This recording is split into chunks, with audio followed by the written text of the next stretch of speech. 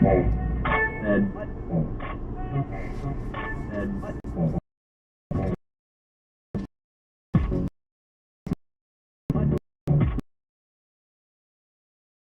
I need to know what should I do.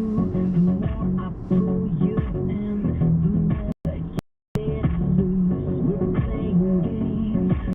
I can never win with you. Every sport has an ending like burning fuel. I'm on the edge.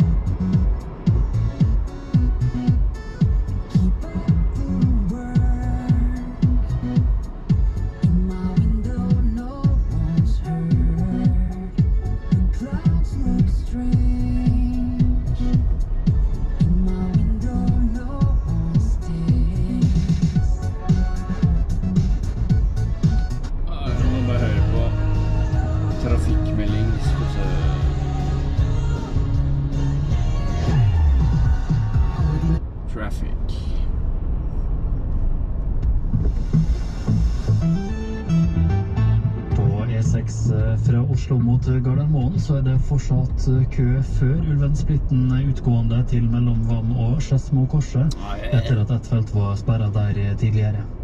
Of course.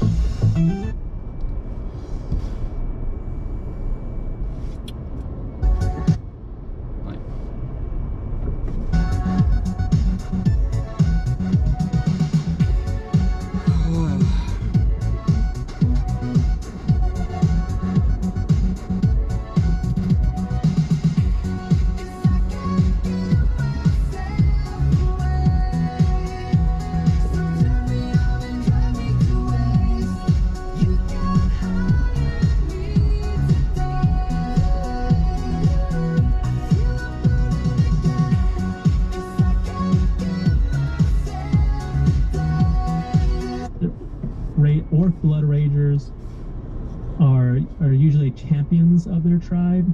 Yep. Like if there are two warring tribes, they will send their each tribe will send their a Blood Rager to fight, you know, for the tribe's honor. Mm-hmm. They're used as bodyguards or like right-hand men, you know, like the lower ranking chiefs. So say the chief has to go do something, has to leave the tribe for whatever reason, they would likely leave a Blood Rager in charge because they are that skilled and that fearsome. So there are no prereqs for this class. Like you could actually play this class off rip as a level 1. Boom! The only prereq is that it needs a 13 charisma and a 13 constitution. So as long as you have those in those abilities, as long as you have a 13 in those 2 abilities, then you're good to go. Mm-hmm. But like I said, like a lot of specialized classes, you need to have a certain ranking of this. You need to have been also this class for a while. Mm-hmm. So, like I said, you could be a Blood Rager off rip. So, yeah. I have one question about this class. Just the one? Just the one. You're telling me I need a 13 in charisma and a 13 in, you said, strength? Constitution. Constitution. So we can get the con boost. Mm-hmm. The charisma is the only thing you really have to worry about as a half-orc. Yep. So, couldn't you say, I don't know, get a magical item to boost yourself there in the cross class? I mean, if you start off as something else and then you, let's say like your charisma's at a 12 and you get a ring or a fancy necklace that boosts your charisma to 1, then yeah, absolutely. Okay. Yeah, well, I mean, I knew the answer. I mean, I didn't know. What I was really asking is, how effective would it be to start off as a barbarian, you know, 2 levels, get a magical item, and then cross-class into this? Is it one of those where it's better to start off at the beginning, or is it one of those that we can, you know, we can cross-class into and maybe make better? The only issue with using a magical item is what then happens if the magical item is lost or destroyed. Yeah. Do you lose all those traits? Oh, of course you do. But then how do you explain that, like, in story? Well, see, at that point, you just wouldn't be able to use those skills anymore, just like any other class. Yeah. That's a whole nother tangent for a whole nother day. I interrupted you. Go ahead. No, these are good questions to ask because, like, these are questions that if you're going to use a homebrew class or character or race or whatever it is, you need to talk to your DM and figure out how it will work in that campaign. Yeah. And any tweak. And like I said, all this stuff that I'm talking about can be changed and tweaked and and jazzed up to accommodate whatever story, whatever campaign you've got going on at home. So at first level, you choose what bloodline has given you your magical powers. You can choose from Draconic, Flame, Abyssal, Divine, or Ocean. So that your choice will then grant you unique features at you know, initially off first level, and also at 6th, 14th, and 18th. So one of those features is that you become immune to certain damage. So obviously, if you choose the Flame bloodline, you become immune to fire damage. Now you also become vulnerable to frost damage, so there is some give and take. Draconic, you are immune to any kind of damage done, depending on what sort of dragon you're facing. Like if it's a dragon that breathes flames, or perhaps spits acid. You're immune to that damage type, not so much the physical damage. Exactly. Yeah. You still get unarmored defense, which is the same as the original, which is the same as the barbarian class. Same as the barbarian. However, instead of the dexterity modifier and constitution modifiers, you use your charisma and strength modifiers. Ooh. So your charisma would, like I said, needs to be at least a 13. So you're getting +1. And then your strength, you're already getting your strength as a half orc. You get a +2 to begin with. So there's no reason why it probably isn't a 15 or a 16. So at that point, you're now using your charisma and strength. And again, you can still use a shield to benefit. Yeah. It gets really cool at 2nd level. That's when you're able to start casting spells. That's when the sorcerer's bloodline aspect comes in. In the spell list at 2nd level, you're starting to cast 1st level spells, right? Those are really cool. I mean, these are full on like offensive spells. I'm digging it. And for me, like I always like to play like fighters and barbarians. And, I was never much for the defense and the healing. I just didn't. I wanted to be in the thick of things when it came to combat, right? Yes. And so stuff like classes like a war mage really appealed to me, and same for like Blood Rager. Yeah. You get Searing Smite, you get Burning Hands, you get Ice Knife, you get Thunderous Smite, you get Cause Fear, you get Chromatic Earth Orb. It's getting me bothered. giving me a case of the vapors.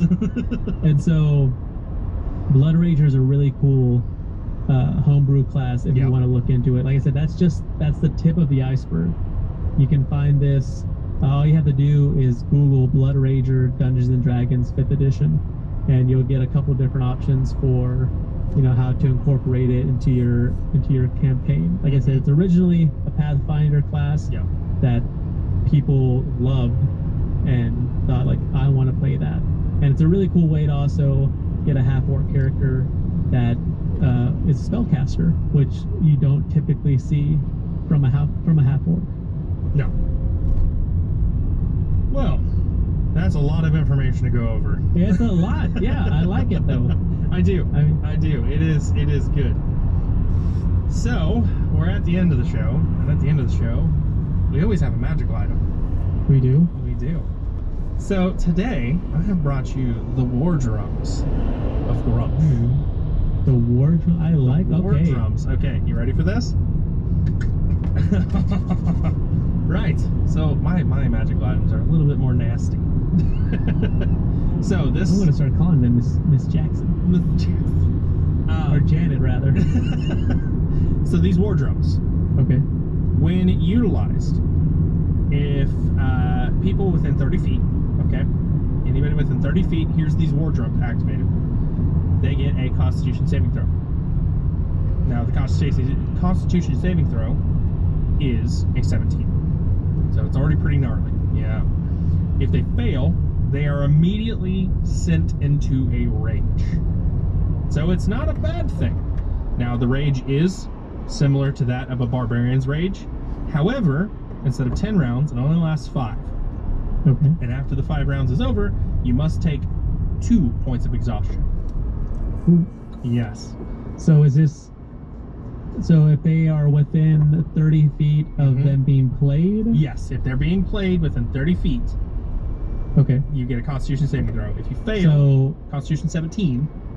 So you could be 40 feet away hear the drums, maybe feel like a pull, Mhm. like sort of like maybe your heartbeat elevate, your heart rate elevates. Yep. But the magic is, isn't as okay. I like that. Mhm. Okay, cool. Now, there's more to it. There's more, but Yes. wait, But there's more. There's more. Now, if played by a person who has a profession that would, imply that they are good at this instrument, such as a bard or anybody else, they have a proficiency bonus, basically. Mhm. Yep. You up that to 19. You up it That's- to 2 for the saving throw and the con. You get to rage for up to 10 rounds. However, in addition, they must take 3 points of exhaustion. So you get a little bit more of a boost, but you must take those 3 points of exhaustion. Okay.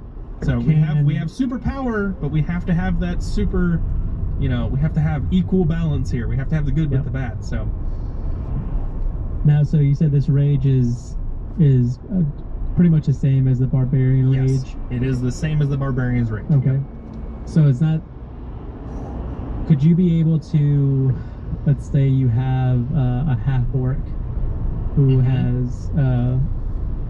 has a level in bard, Yep. so they could learn how to be proficient in these war drums. Could they, like, let's say, be overlooking a camp of thieves or what have you, of enemy combatants? Could they, like, have the rest of the party either like plug up their ears or Okay. walk away 40 feet Yep. and play the drums and get the opponents all worked up, and would the opponents start fighting each other? And Lupus brings up a good point. Yeah, he does. Does the user suffer the same effect? The user does not suffer the same effect. That was actually what I Okay. was going to get to. Yes. Okay. User does not suffer the effect. And yes, you effectively could get an enemy camp enraged with these drums. All riled up. And, All riled up, ready to go. And that is the benefit of it. If they have no one to fight, let's say you sneak into this camp in the middle of the night, you play these war drums, and then you scurry on out, then they're in a rage, and you, like you said, well, we got that +2 bonus, Yep. so it's that much harder to pass, and you get the 3 points of exhaustion. They're going to be that much easier to take on when you finally go into they're combat. gonna want to start beating up on each other. Yep. Yep. Okay. But Or you could go the standard, the more traditional route, and Mhm. use it on your campaign, on your party, yep. and get them all riled up, and let's go in here and wreck shop. Yep. It's one of those items that if you're not careful with, though, it can come back to bite you. Because let's say Oh, you yeah. do sneak in that camp and you do get caught. Well, they're enraged. Oh, they're gonna hurt you, and they're gonna hurt you bad. They're gonna you're cruising for a bruising at that point. Yep. And let's say you do boost your team up, but you forgot that one of the enemies you're fighting is within your 30-foot range, because it is a circumference. Mhm. So let's say he was behind you and you didn't know it. Well, now he's raged too. So it's a give and take. You got to be careful using this, because it's a pretty powerful item, but it can be powerful against you. So, but that is the war magical drums item. of Grumsh. Yep, that is the item for this week. Very cool. Right, invisibility. Hey, Lupus says invisibility. That would work. You got me there. Right. Well, I think it is time for us to say sayonara until next week. Yeah, we'll be back next week. We'll be talking about Aarakocras, Yep. which is a race that, if you sign up for D&D Beyond, like, you don't have to buy any of the supplemental books. Mhm. You don't have to do anything aside from sign up for the service. Aarakocra is a race that you are able to play as. Yep. So we're going to cover that race as well, Mm-hmm. and we'll be back with another DMG Corner item. We'll be Yes. back with More news, updated news on D&D, whatever's coming out for Wizards of the Coast. and we'll be back with another magic item. Mm-hmm. So, We are very excited. oh. Well, Sergio, do you have anything you want to share with everyone before we go? Yes, I do. I told my wife the other day, she asked me what I had going on. Like, this was Tuesday. She's like, what do you got going on tonight? Like, well, I got to do this, and I also have to do some orc research. Got to get some orc research done, and that's just so awesome that I get to say, and that I'm still married. That divorce proceedings have not started. So that's always good news. That's always good news. These are exciting times that we're living in. Well, I know Sergio has another pod. Oh yeah, I do. I have another podcast that I record with my best friend in the whole wide world, Sean Hamill. He wrote a horror book, a horror novel, a couple years back called A Cosmology of Monsters. Got a blurb from Stephen King. He said he loved it. It was on many best of lists in 2019 is when it came out. And spooky season is upon us. So if you're looking for something to read, definitely check it out. It's called The Cosmology of Monsters. But I co-host a podcast with that guy. It's called Fandom University. We spend 2 to 3 to 4 episodes talking about an aspect of nerddom. We've done Resident Evil. We've done Aliens, Xenomorphs and all that. Ripley and all that. We have done Grant Morrison, the comic book writer. We actually just finished our arc on them. They have written All-Star Superman. They wrote New X-Men for a while.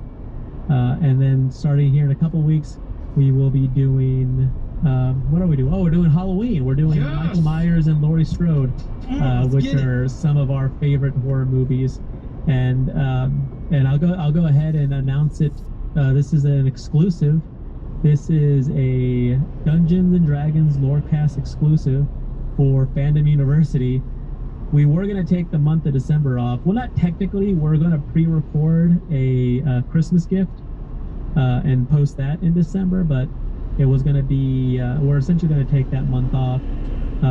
But the Matrix Resurrections trailer dropped today and got us, and like the war drums of Grumsh, got us all riled up and frenzied. And we decided that we're going to do a Matrix arc in December. Rather than take the month of December off, we're going to do a Matrix arc. I'm pretty stoked for that one. Leading up to and covering the new movie, which comes out on the 22nd. So yep, I'm pretty stoked. I'm glad I got to hear that too. There you go. We'll announce it officially soon. But Sean asked, he's like, "Have you seen the new trailer, Matrix arc?" And I was like, "I mean, we can if you want, And he was like, "Yeah, let's do it." He's like, "I'm going to be watching them anyway, so why not podcast about it?" So that's what I got going on. I have a ton of things going on. Oh, how do you have magic? Obviously you have. I told you, I know these spells like the back of my hand. You exist outside of time. I do. We have over on this end, we have the Resident Evil Lorecast, another Lorecast that we do. We have the Fumbling 4 and the Almighty Crit 5e live play. What else you got coming up? Oh well, the coming ups in November. Fingers crossed. Nothing's set in stone yet, but we're pushing for November release date. We are going to be releasing Avatar Legends TTRPG live play for our new series coming out, and then there's a couple more up our sleeve for next year. So. Dungeons and Dragons Lorecast. If you've enjoyed the show, please consider sharing it with a friend, following us on Twitter at DND Lorecast, or jumping on the Robots Radio Discord to chat more with us about Dungeons and Dragons. We'll talk to you next time.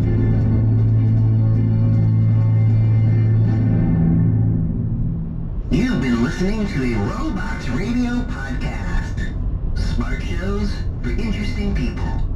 Check out all the shows at robotsradio.net. What up to Night City? You're listening to N54 Radio. This is DJ Sparks bringing you a new hit show from Night City, Cyberpunk, a cyberpunk red live play podcast. Listen as a ragtag group slamming on the chord bows, survive the streets, and try to keep from being flatlined. You can tune in on Spotify, Google Podcasts, Apple Podcasts, or wherever else you get your podcasts. DJ Sparks out! What? Hey, all you mommy raiders out there, it's your bestest gurus coming at ya from top of the world.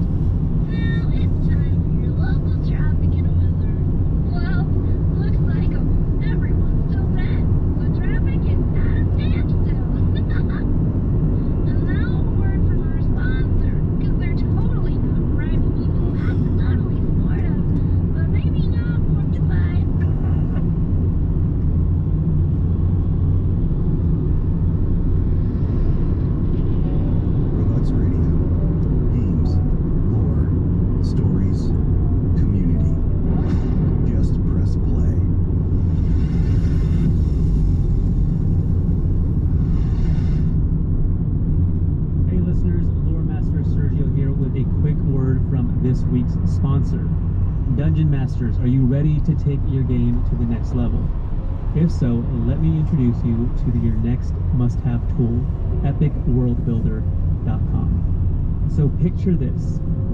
It's a user-friendly site where you can shape your own world using an innovative map tool, as well as a wiki tool, all rolled into one.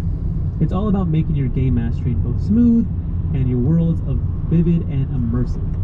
And its standout feature is the ability to link wiki pages with map pins, creating a dynamic and interactive map of your world, where every location is filled with rich lore, I like the sound of that, and backstory, easily accessible with just a tap. But epicworldbuilder.com goes beyond just organization. Imagine being able to whip up a quick page on the fly, complete with randomized attributes, in order to keep your narratives fresh and unexpected, keep your players on their toes. It's a breeze to create spontaneous encounters and bring depth to your worlds with minimum prep time. Dungeon Masters say goodbye, adios, see you later to cluttered GM notes. With epicworldbuilder.com, all your content is neatly organized, easily navigated, and infinitely expandable. So take the plunge and dive into a world of effortless organization and boundless creativity. Visit epicworldbuilder.com and start building a campaign for free. Remember, every great adventure begins with a single tap. Critics are calling The Creator a masterpiece. Joshua, take care of it. I promise. It's the best film of the year. Phenomenal. The best sci-fi film in ages. You're gonna get me. I'm getting you out of this. The Creator is breathtaking in scale and vision. It's So much mesmerizing, commercial in this visually stunning. podcast, goddammit. See this film on the biggest screen possible. The Creator, rated PG-13, may be inappropriate for children under 13. Now playing only in theaters.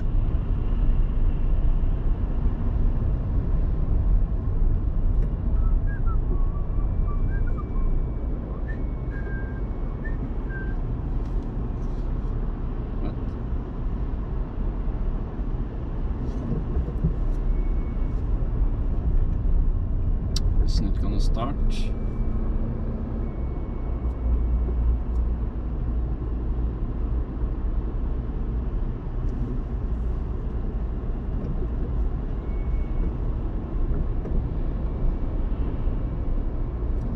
Robots Radio presents.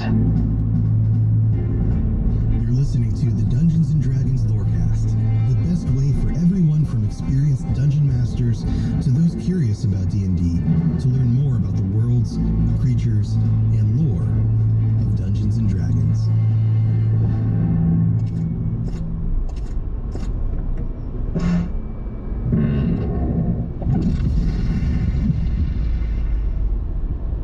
Well, welcome to episode 7D of the Dungeons & Dragons Lorecast. I am your host, Almighty Crit, and joining me is my co-host, Sergio. Hello, world. Hello, all you Dungeons and Dragons fans, all you Dungeoneers and Dragonites out there. Yes. So, Sergio, Yeah, I tinkered around the tower a little bit. yeah, I've heard you. I've heard you making weird noises, and I always ask, well, what are you doing over there? And you're just like, mind your own. Mind your business. That's the sort of living situation we've found ourselves in now. But I do want to say that I did take some inspiration from a good old-fashioned character in our homebrew game, Tariff, and I found magical ooze that can transform into any instrument. So it's pretty cool. Oh, nice. That's what you heard last night. Oh, that banging and clacking and Yeah. strumming. Yeah. Nice. Thanks, Tariff. You're But starting your own noisecore band. I am. Nice. So, I think what people really want to hear is us dive into Aarakocras. The Aarakocras, the bird folk of Dungeons and Dragons. This isn't a new race by any means. This is a race that has its origins in the 80s. But as far as being a widely playable race, that is a fairly recent development in Dungeons and Dragons. And I applaud Wizards of the Coast for doing so, because it was long overdue. I mean, it's something that we'll get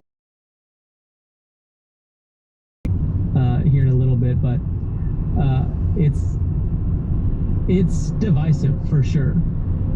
Like, some DMs will not have it. In fact, the Adventures League has banned the race from games, and mainly because of the flight ability, mainly because of the ability to fly. Some argue that it makes it, as the gamers like to say, OP or overpowered. Wait, aren't we gamers?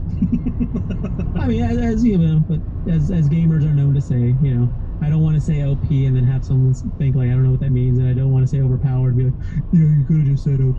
So I'm gonna go both ways. I'm gonna try to have my cake and eat it too. No, Sergio. But I will say, it was disappointing to hear that Adventures League was going to not allow it as a race, but I do understand. It is a little OP, being able to fly above the battle. And I mean, could you imagine dropping arrows left and right while flying above enemies that can't fly or don't have long range? I mean, you'd be picking off people left and right. I mean, and that's something that we'll get into when we talk about how to build a possible Aarakocra, different classes you could use, Yep. and the pros and cons of those. But so the basics of the Aarakocra is that they are essentially what you would consider like a bird person to look like. It's like a giant anthropomorphic bird. They're known as bird folk, sky hunters, featherheads. I think the featherhead is probably sort of something that's someone who isn't really a fan of the Aarakocra might call them. A slur term, if you will. A bit, yeah. Like would you call me? Like, okay, oh, sorry. But they are originally from the elemental plane of air. Their mythic origins, I couldn't really find anything like hammered down. The best I could come up with is that they are sort of created in the image of a deity known as Croca, who's like a avian bird god sort of deity. Although there's another deity known as Serenita, and some sources indicate that Serenita is replaced Croca, but in homebrew or in any, like, even if you're running a regular campaign, like, why not use both? When it comes to deities, I feel that's the most malleable of the mechanics to use. You can be like, well, I want to go ahead and this deity from the Eberron campaign, I want to use it in the Forgotten Realms campaign, and just run it by your DM, and then to me that shouldn't be too much of a problem. No. But they're sort of like two halves of the same coin.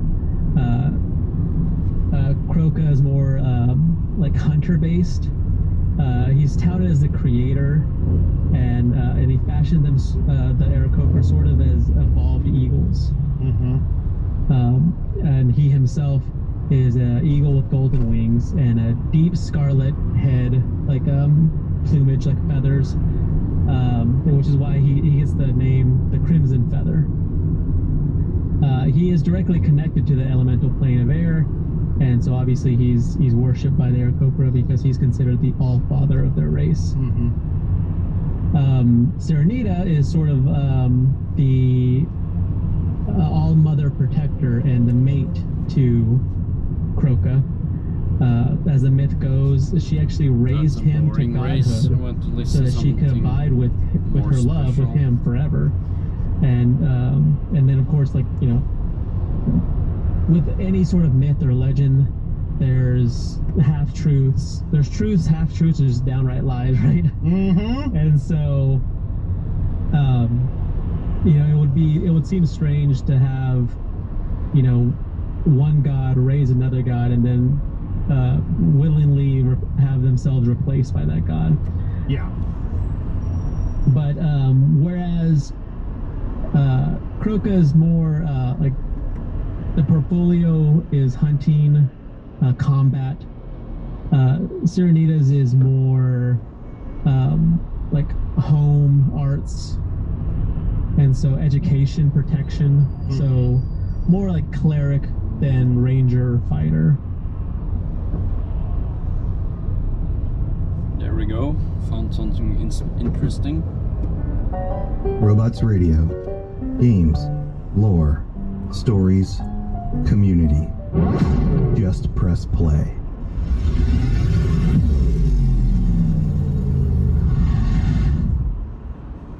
Hey listeners, Lore Master Sergio here with a quick word from this week's sponsor. Dungeon Masters, are you ready to take your game to the next level? If so, let me introduce you to your next must-have tool, epicworldbuilder.com. So picture this. The user feature is the ability to link wiki pages with map pins. Imagine being able to whip up a quick page on the fly. Adios. See you later. Visit epicworldbuilder.com and start building a campaign for free.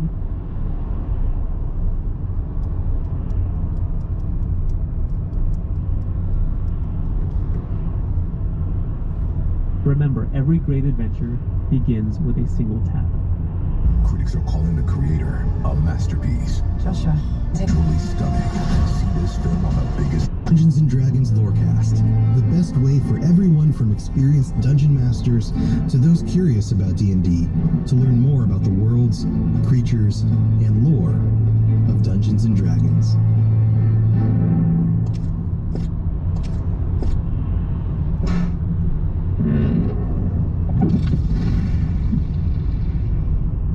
It's Dungeons and Dragons time.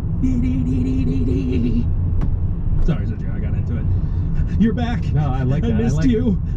I like that. Remember in Wayne's World, whenever they like go corporate and they like do like this like super cheesy version of their like intro song? That's what reminded me of. Oh, thanks for that, Sergio. Well, Yeah, no problem. welcome back. We're back together for the Dungeons & Dragons Lorecast. I am your host, the Almighty Crit, and joining me is my fellow host, Sergio. Hello, I've missed you all my Dungeoneers and Dragonettes. I've missed you so deeply. Now all I can picture is one of those dancers dressed like a dragon. So you said dragonette. That's I was going to picture. What are we going to talk about this week? Well, this week we're going to talk about some actual character lore.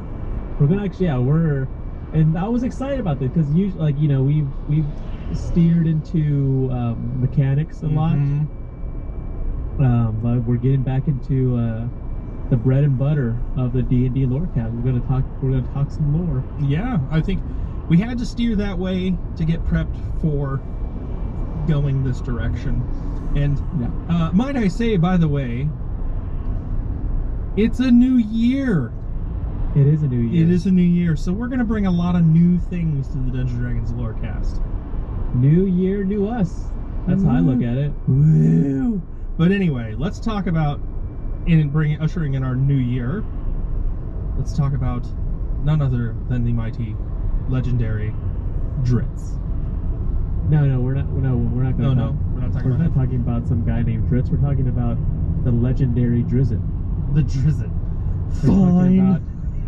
well, that's the first thing I guess we should discuss. Is it you pronounce it Dritz, I pronounce it Drizzt.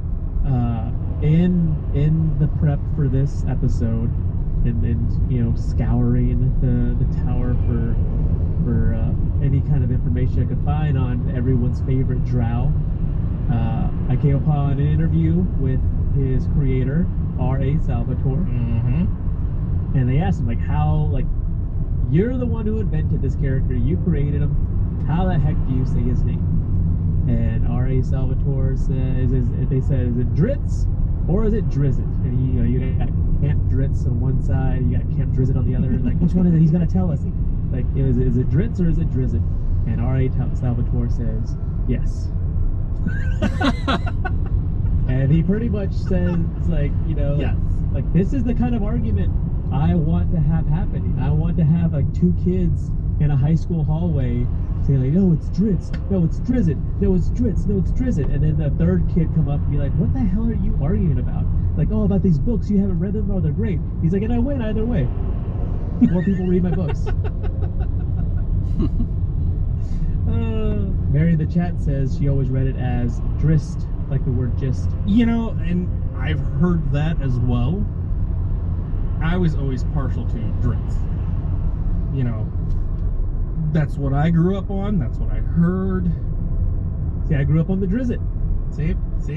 I guess it's one of those things where you live in the world is how you pronounce it. It's a regional dialect. Yeah, regional dialect. But anyway, we're going to talk about our legendary Dark Elf friend today. And there's quite a bit on him. Oh, I mean, you were talking in the pre-episode chat that's available to all of our patrons. You can sign up on patreon.com/DNDLorecast. You get early episodes, you get bonus episodes, you get the the pre and post show banter. Thank you, MindGap, for the subs. Legend.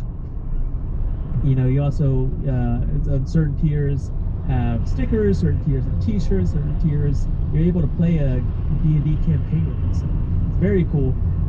But yeah, you were saying in the pre-show banter that you haven't read the books, and I was like, well, I mean, I wouldn't blame anyone for having not read all of them, because there's like just about 40 of them in the past 40 years, so pretty much coming out at one per year. Like I mentioned earlier that I had a friend who, this is like it was like, you know, no internet access. You know, the only way you could find out if a book existed was like looking in the back of another like similar book. And he was the old school way of doing it. Old school way. And he was obsessed with figuring out, like finding, like reading them all. He loved them, and that's really kind of what got me turned on to them. Is like his passion for the character and for the stories, which you know, like, which is exactly the sort of like, you know, idea that R.A. Salvatore had, is like, you know, like you're gonna find out about these books from someone else. You're gonna find out, like, someone's gonna recommend them to you, and that's how you'll discover the stories that he's woven with this incredible character. I mean, he kind of stealth releases them.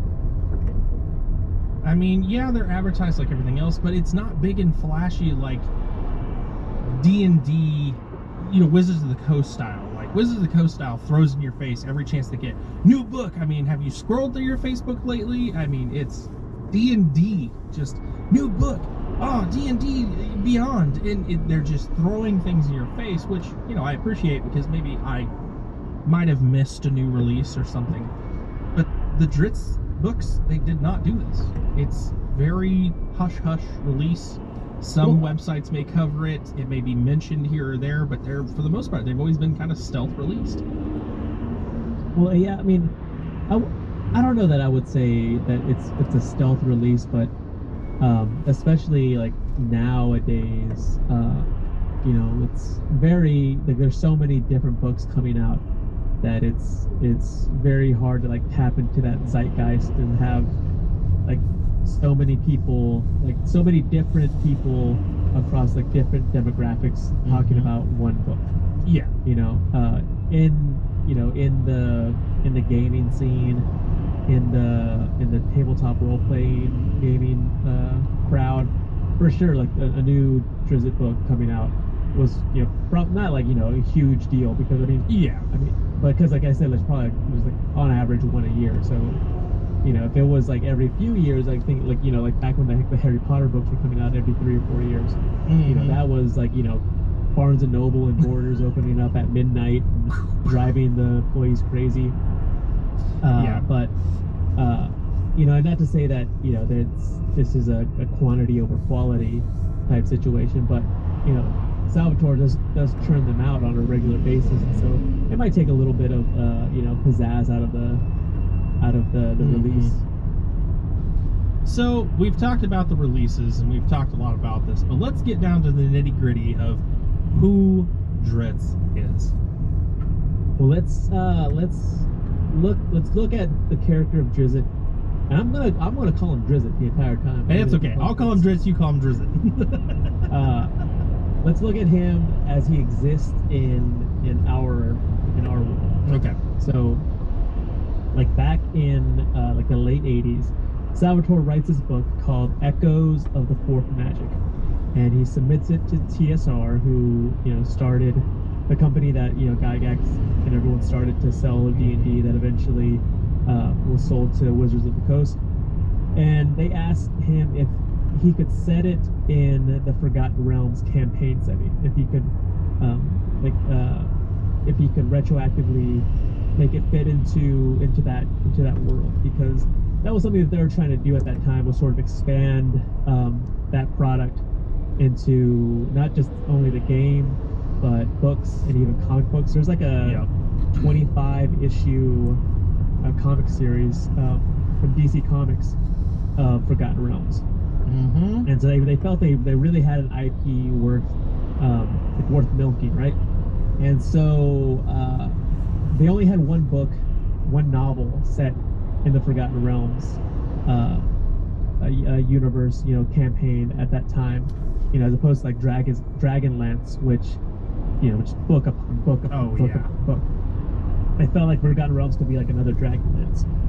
And so he goes back, he kind of starts tweaking some stuff, and he gets this, he assumed that the Moonshae Isles was the entirety of Faerun until TSR gave him a map, and they're like, no, dummy, this is the entirety of this is all of Faerun right here. And he's like, oh, dip, okay, like, well, I'm gonna set my story in Icewind Dale. Mm-hmm. And so, like, of course, Icewind Dale being the frozen geographic area in northern Faerun. So the first book, it was a trilogy to start off with, and he usually Salvatore usually writes his books in trilogies. But the first book of the first trilogy was called The Crystal Shard, and so there's a character in the Crystal Shard, and he also is very prevalent in the other Salvatore Drizzt books. His name is Wulfgar. He's a human barbarian, and he was actually slated to be the main character at the time.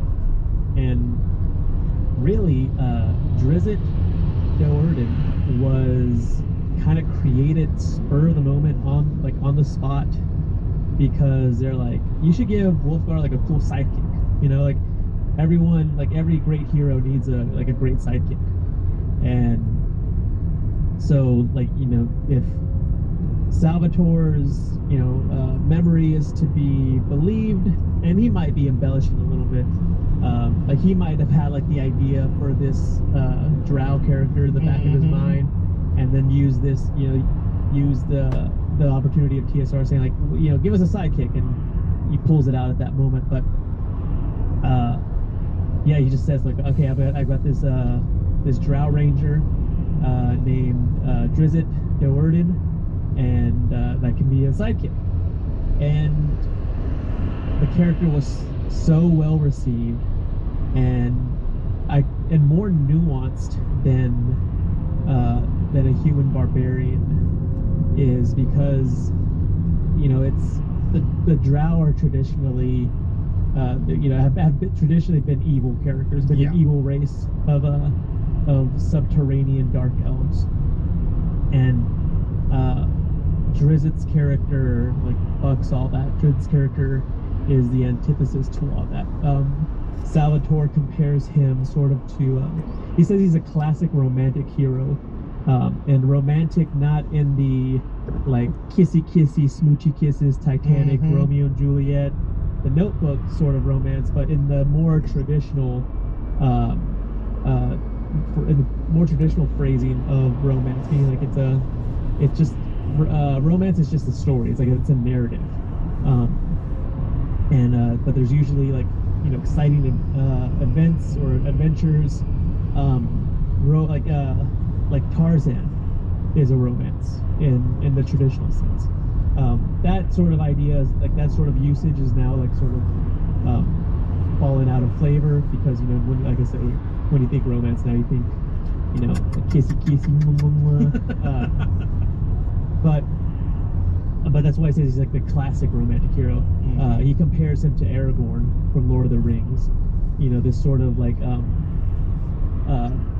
sort of this swashbuckler who's sort of out of place in many ways, in many respects, but has like a strong moral code and a strong loyalty to those he cares for, and will even die to protect them.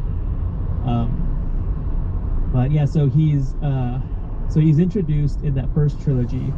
The Crystal Shard was the first book of that trilogy, which is known as the Icewind Dale trilogy. And like I said, he's so popular that Salvatore, like I said, he doesn't shunt Wolfgar off to the side. Like he's definitely he's a main-ish character in his books, but Drizzt really takes center stage at this point. Yeah. And he's given his backstory's given in a prequel trilogy that's released after the Icewind Dale trilogy. It's known as the Dark Elf trilogy. But yeah, like I said earlier, there's like almost like 30 or 40 books now that compose the legend of Drizzt. Yeah. So yeah, that's sort of like publication history in a nutshell. And if you would like, we can discuss the character backstory. But of course we need to. This is the Dungeons & Dragons Lorecast. So, let's discuss his backstory. Before we jump into this, it's worth noting that though I may not have read the books, that does not mean that I am not knowledgeable about the stories. Because these stories, some of these stories have been translated into campaigns as well. Oh no, yeah, I mean, and that was the one thing that when I first started playing Forgotten Realms was hard to wrap my mind around, is because these novels that are coming out like are canon. And depending on when you, like, if you want to play, like I said, like with anything in Dungeons and Dragons, you can use it or not. Like you say, like, I don't like that. Like I've included a Warforged character in a non-Eberron campaign just because I had a player who was like, oh, that's cool, can I play that? I'm like, yeah, sure, why not? But yeah, like I said, so, but if you want to play Forgotten Realms and use the canon history and lore that has been established, depending on when you start your campaign, in a timeline, you will either some stuff will have already happened, or some stuff will have not happened. And so it was hard for me to wrap my mind around like keeping up, like having a campaign and then having a book come out that might affect your campaign in some respects.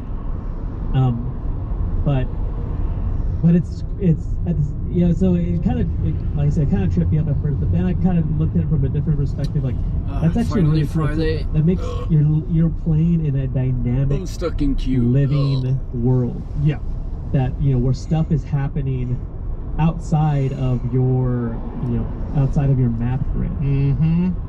And so the trick is to if you want to continue doing that, incorporating what happens in these books into your campaign as much as possible. Yeah. So it's worth noting that Drizzt is one of the, I wouldn't say very first, but he's one of the first recorded Drow to rebel against their quote-unquote natural way of things. Yeah. So that being said, let's talk about our boy Drizzt. Let's talk about his backstory. So he's born little 5-pound, 4-ounce baby Drizzt Do'Urden. I don't know how Drows are typically smaller, like smaller humanoids. Like they're like a very like it's they would be like a small human. Yeah. So I just took like the average like baby weight of like 7 pounds and just made it smaller. So I don't know exactly how much he weighed at birth. but screw it, I'm establishing it right now, 5 pounds 4 ounces, and then we can start. You can just tell people that, and then eventually be like, who's doing that? And Arya Salvatore be like, that's not true. That's not accurate at all. So he's born in the city of spiders, Menzo Baranzan. It's the Drow Society it's their patron god. It's a nature where the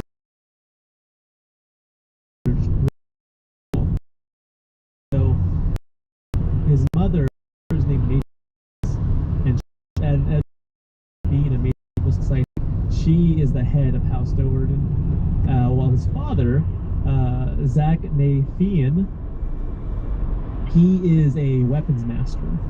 Like he is skilled with a blade in using and making them. Now it's interesting you mentioned, like, you know, Drizzt being the first or one of the first to openly rebel against Drow Society. Actually, he got that from his daddy. He got that from his pappy. His father secretly hated Drow Society and passed this on to his son, as well as his skill with the blade. Yeah, and that's why I made a denotation to say one of the first. Yeah, you know, and while his father didn't openly rebel, like, he obviously harbored some sort of resentment. And there have actually there are stories, at least one that I can't remember. I can't remember the name of it off the top of my head, but there's a story that focuses on Zach Nathian, and Drizzt is actually like he's a background character. He's like a child at this point, but it sort of focuses on, like, you know, what how his father's mentality came to be. But you know, Drizzt's he's living underground like all the other Drow.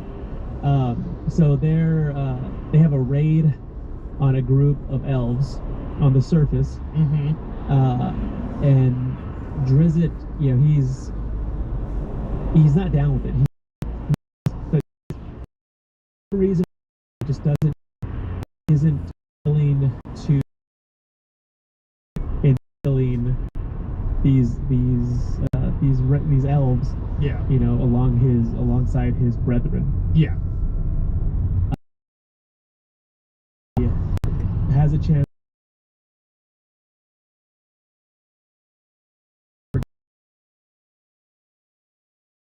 Sheeper, that deception is found out. So the raiding party that he was with figure out that he has, you know, disgraced surface live, and, you know, a penance must be made.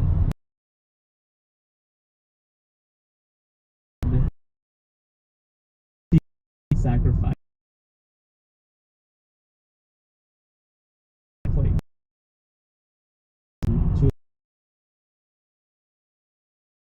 This is the end of the end of the road for Drizzt in the Drow Society.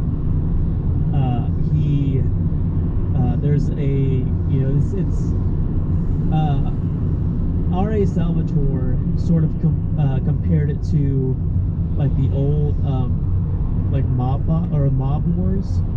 Like, there's like 5 different houses always sort of vying for power. Yep. In Drow Society.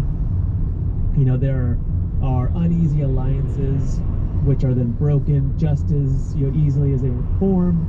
You know, and so there's always, you know, there's always moving and shaking going around.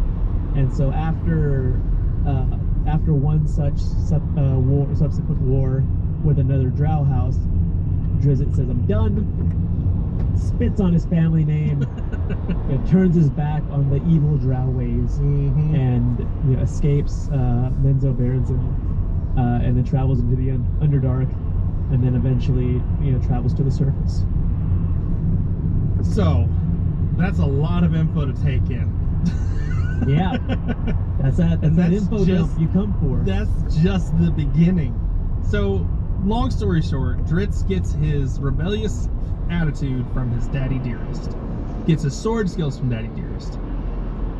And because he chose to let's say, follow the path of light here, the Drow rebelled against him. Or not rebelled, that's just poor choice of words. They refused him at that point. Yeah. He was no longer what they expected. And because of all of this, he was then outcast. Yeah. I mean, it was, to me, I look at it as a, like, you can't fire me, I quit sort of situation. Yeah, exactly. Like, they were going to do something about it, but then he just went to quit. Yeah, Drizzt didn't want to be there. The Drow didn't want him there.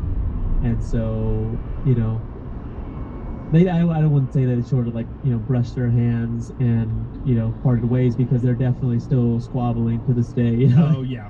I believe, now quote me if I'm wrong here, I believe the reason they let him go is because they thought he was going to die anyway. No, well, yeah, because Drow have, you know, certain weaknesses against sunlight. Mm-hmm. They have weaknesses against, you know, I mean, it's essentially a fish out of water type situation. Yeah. They're not vampires by any means. I mean, they walk in the sunlight, they're not going to burst into flames, but their vision it's a lot harder for them to see in the sunlight.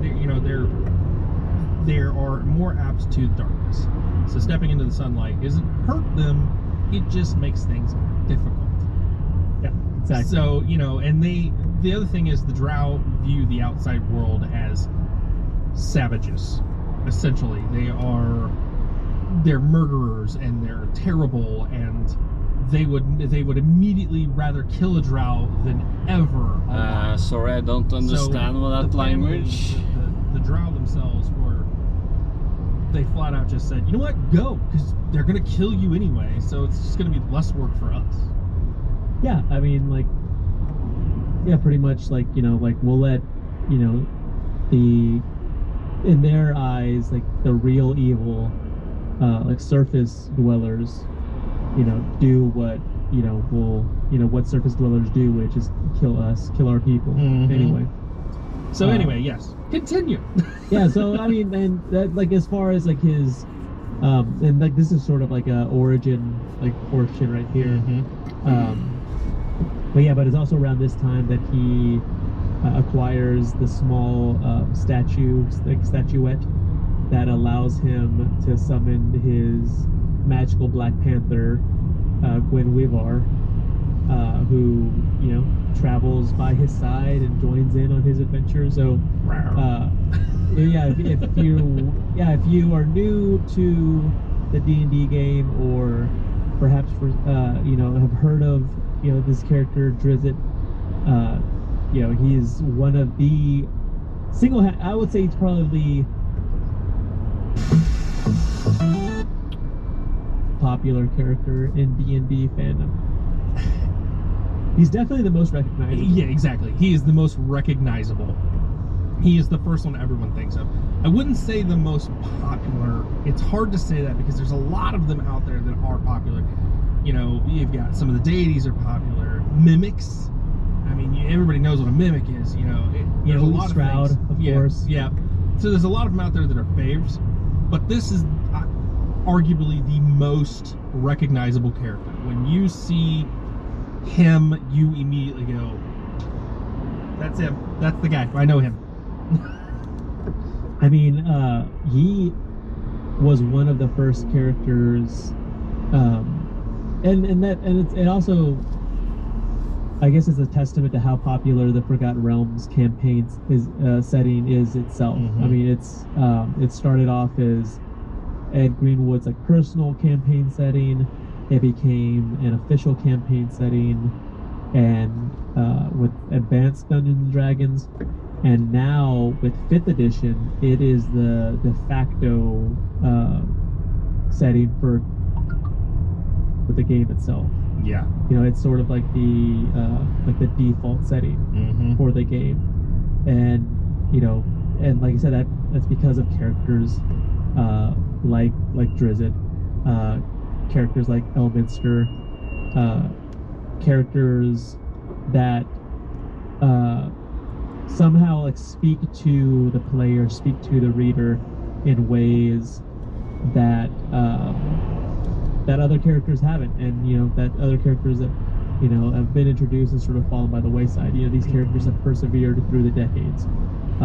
And then after the middle of the show, I kind of want to talk about like why that may be. Like why is Drizzt the character been so popular for so long? Yeah.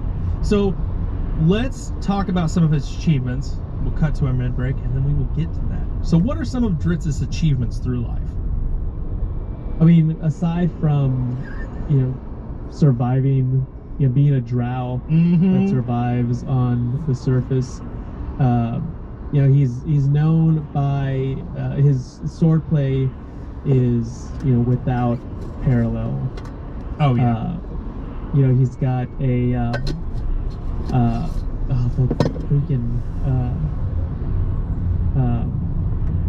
it's a scimitar. Twinkle. And what's the other play? What's the other play? It's two scimitars, isn't it? Yes, I believe it's two scimitars. But the names are amazing. Icing Death. One sword is named Icing Death, which sounds like the most brutal metal band ever. And then the other sword is called Twinkle. Twinkle. Oh. See, I love it. I love it because this one sword is just screaming murder, and the other one's like, I'm here. Oh, goodness. Now, some notable things about him is Drizzt is a ranger.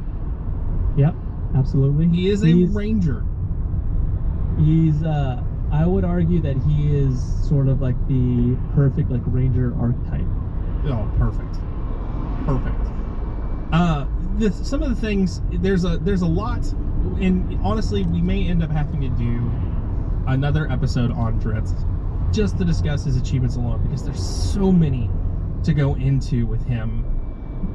I mean, you have his Underdark achievements, you have his surface achievements, you have the Rise of Many Arrows, the post-spell plague, you have all kinds of achievements for him. I mean, it's a lot. I mean, the man rode a dragon. Enough said. So, you know what? I think we should do a Patreon exclusive episode on the rest of this. We should. I think we should. So, with that being said, let's jump to the middle of our show and talk about some of our wonderful VNG kill stuff.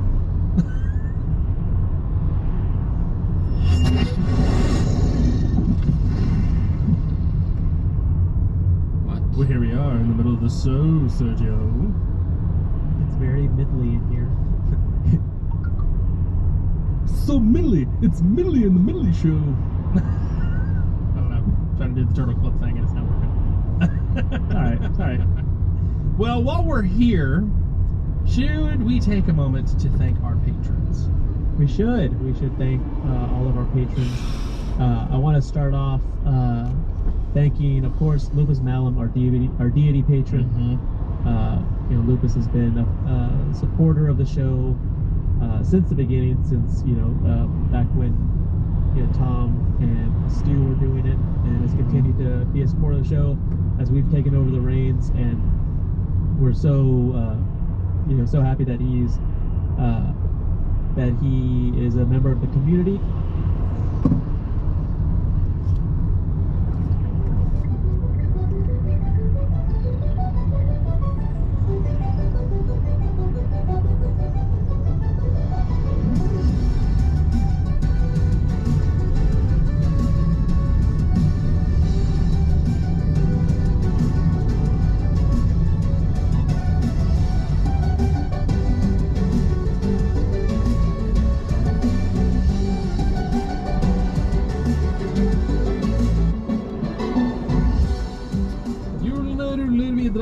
bussen vi kaller Sidequest, og på første rad så sitter du, kjære lytter.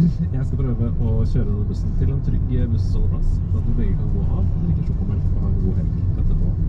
Vi tilbake med episode 2 av den flunkende nye serien Sjangershow. Der var jeg sammen med en gjest gå gjennom alle de ulike spillsjanger som finnes der ute. Jeg trekker frem noen historiske høydepunkter. Vi snakker med en entusiast i den nevnte sjangeren. Vi skal innom alt fra beat 'em up og FPS til survival horror og life sim. Og til å lage en episode som faktisk kommer til å ligne på sånn som de andre sjangerepisodene blir. Ikke sånn som den første var, nemlig. Som var helt annerledes enn de andre blir. Det er veldig mot Funcom-ansatt, Pokémon-trener og definisjonen på spillentusiasme. Kristina Heili. Hei, Andreas! Hei! Hørte du det? Det er definisjonen på spillentusiasme i en setning. Du er den nærmeste jeg kommer en Pokémon-trener i min vennekrets. Ja, veldig snilt av deg. Ja, det liker jeg. Det er sånn jeg har nylig startet å spille kortspillene ordentlig, så nå føler jeg at jeg har min egen quest for å bli Pokémon Master. Ja. Men det er, altså, du har jo en Instagram-profil, vi snakket litt om det forrige uke også, Pokémon Trainer Chris, og det er et bilde der som du har lagt ut, der du sitter med Pikachu plushie ved siden av deg og cosplayer Ash, med ryggen til kamera, som på en måte hylles til den siste episoden av den. Jeg ble skikkelig klump i halsen. Å se det bildet. Veldig koselig. Det var liksom den følelsen jeg hadde lyst til å få av folk, ja. Utrolig rørende. Men vi skal ikke snakke om Pokémon i dag, selv om vi gjør det hver gang du er her, fordi sånn er det, når to stykker er glad i det samme tingen. Vi skal snakke om survival horror. Wow! Og det er sånn, jeg er redd for skrekkspill, egentlig, men ikke egentlig survival horror-spill. Fordi det er ikke 100% skrekkspill, det kommer vi tilbake til, men hvordan var det du ramlet inn i den sjangeren? Altså, hvorfor ble du glad i det? Ja.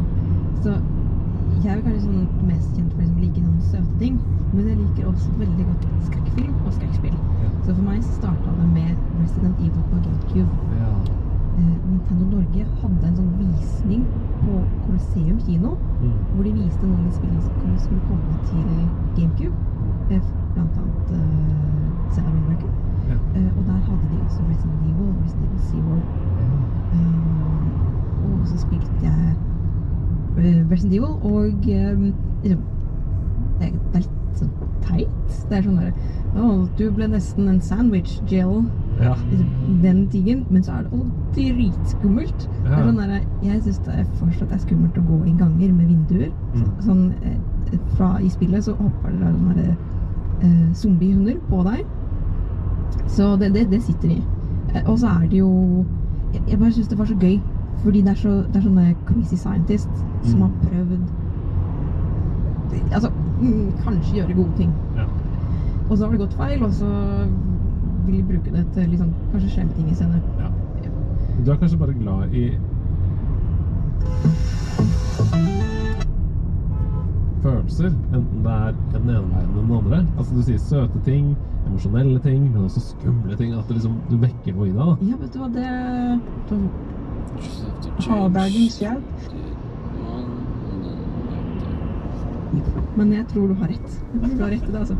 Personlig psykolog. Ja. Her spillpsykologen.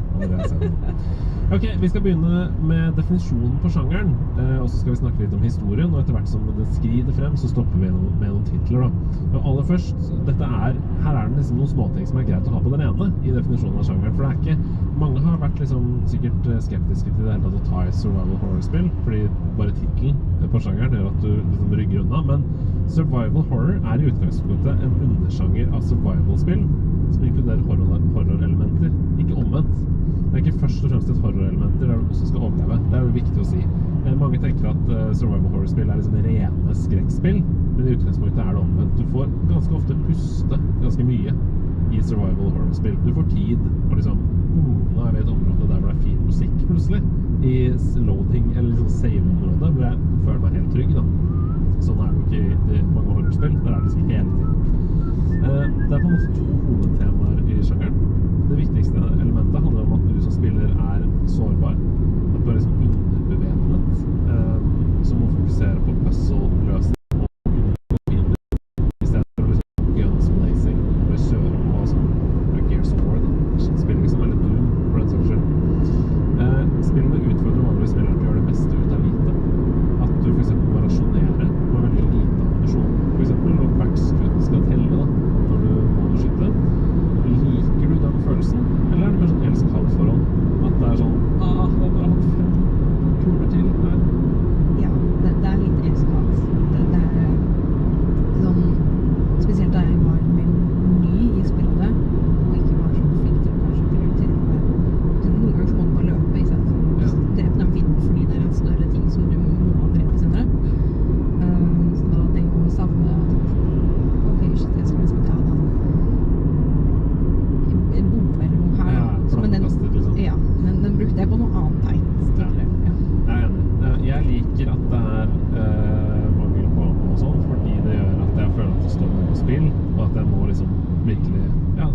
rasjonere da. Men det en elskatt følelse. Det andre hovedtemaet i survival horror isolasjon. Vanligvis så inneholder disse spillene ganske få andre karakterer. Hvis du liksom true survival horror. Mye av historien fortelles gjennom bruk av liksom journaler, lydlogger, tekster som ligger rundt at det har vært noe en gang. Når du møter alle disse menneskene, du bare hører stemmen deres, for eksempel. Det et typisk greie.